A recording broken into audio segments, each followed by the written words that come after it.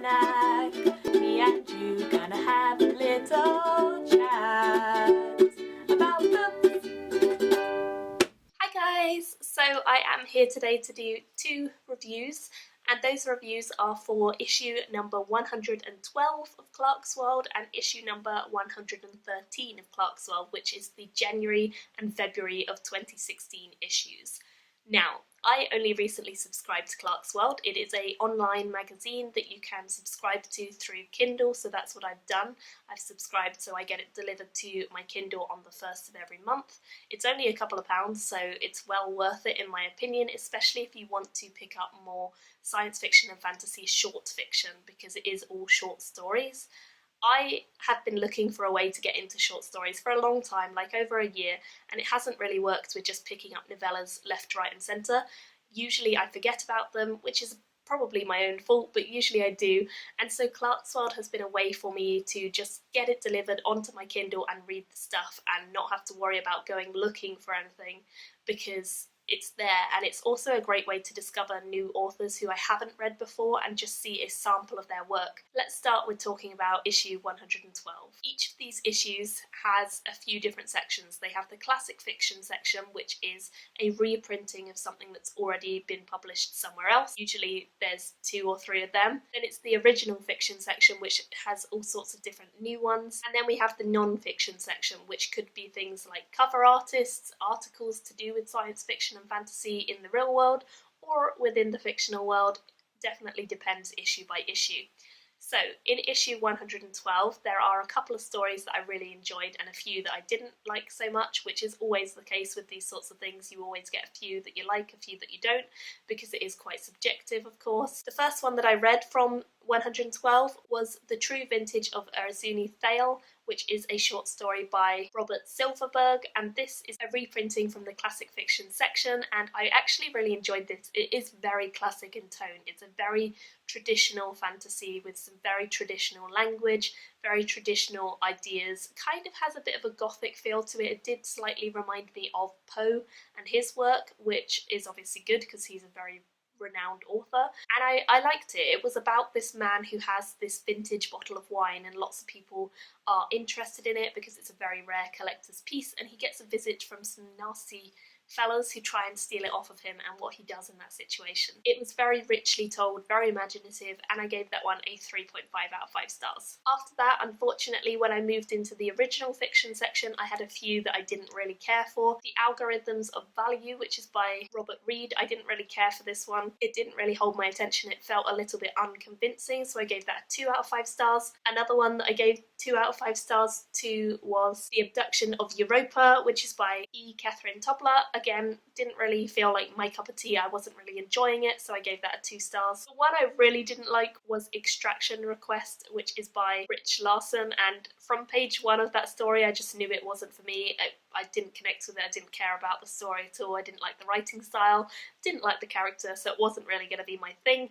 Don't think it's terribly bad, but it wasn't my thing at all, so I gave that a 1 star. But then luckily I did have a few that I liked, and the first of those was Everybody Loves Charles, which is a really great science fiction story by Bao Shu. It's a really great story about this guy called Charles who live streams his life 24/7 virtually, and it's this new world where all of these cool technologies have been introduced, and live streaming, which is becoming more popular in our actual world, is basically something that loads of people do, and if you're going to be a big celebrity then you have to be involved in the live streaming industry, and Charles is, and he finds out like he loves it, he's always done it, he's one of the biggest people out there for just live streaming his life, and he gets up to all sorts of mischief and mayhem because of this. He's basically become a celebrity, and yet things go a little bit downhill for him as time goes on, and he starts to want a bit more of a private life, and I really loved it. I thought it was a great read overall and just ticked all my buttons and was doing sci-fi in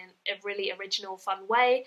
I just really liked it, so I gave that one a 4 out of 5 stars, which is great. Finally, the last one in the classic fiction section was Old Paint, which is by Megan Lindholm. Many of you will know that Megan Lindholm is another pseudonym for Robin Hobb, who I love, and this was a story about a car which is alive and it's very old. Most people have like completely automatic cars, whereas this car is a vintage old model and it drives itself if you want it to, but it also will let you do manual drive, and the family that we're following have kind of bonded with this car, and then it goes wandering off. And it's kind of talking about sentience within AI, and I really enjoy that topic generally, and I think that there were some really like emotional moments between, I mean, I wouldn't say that I really connected with the car, but I kind of connected with the car as a character.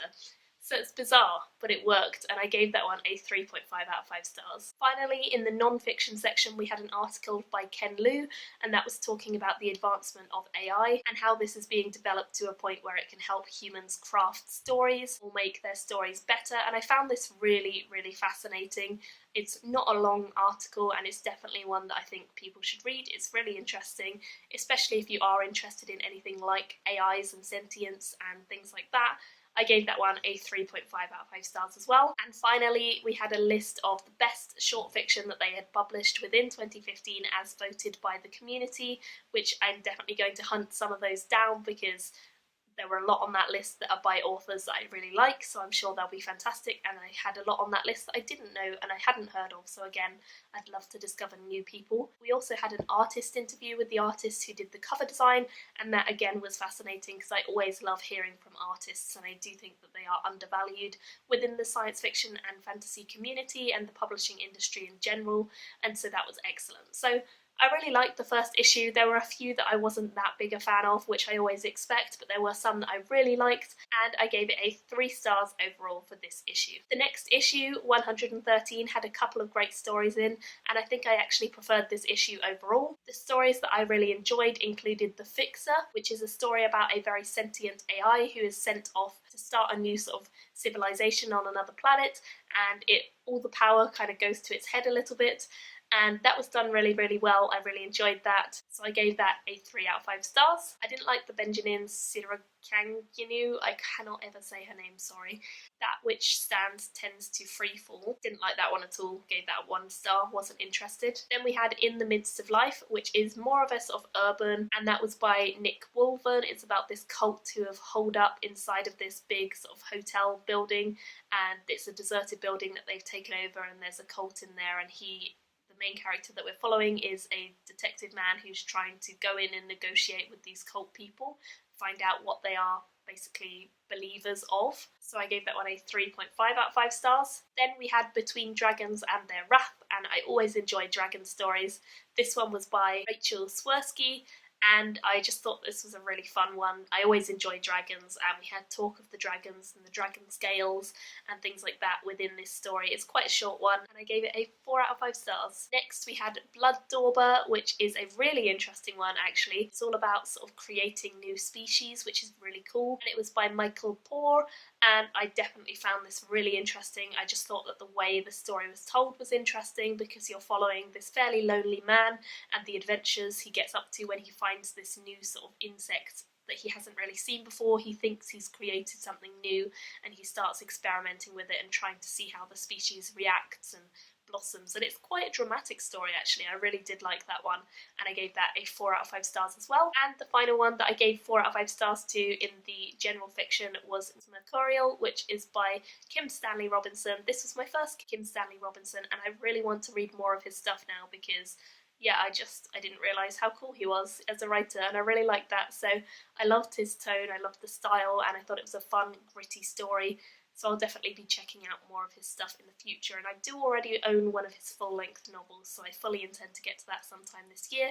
Gave that one a 4 out of 5 stars too. In the non-fiction categories, the one that really stood out to me or was the most interesting to me was 6 Quirks of the Human Genome, which is just a non-fiction article talking about the human genome and all of the different things that it basically is in charge of. It's quite a cool article. I mean, I don't know an awful lot about science other than what I was taught at GCSE level, and then I didn't carry it on after that, so it's really good to sort of return to some of those scientific ideas and find out a little bit more about modern day research. So that was by Dan Cobalt, and I really liked that. I gave that a 3 stars. There were a couple of stories that I didn't enjoy as much. Like I said, the Benjamin one I didn't really care for, but mostly this issue was actually really good in my opinion, and I really liked a lot of the stories and thought it was a good collection, so I gave this one a 4 stars overall.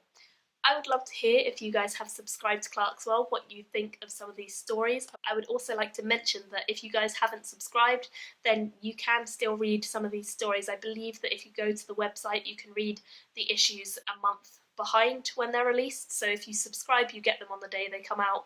If you don't subscribe and you just want to read them for free, I think you can get them a month or so behind when they're published. So if you just go to the website, which I will link below, and you can read some of the stories there for free if you don't want to subscribe and you don't mind reading off of a computer.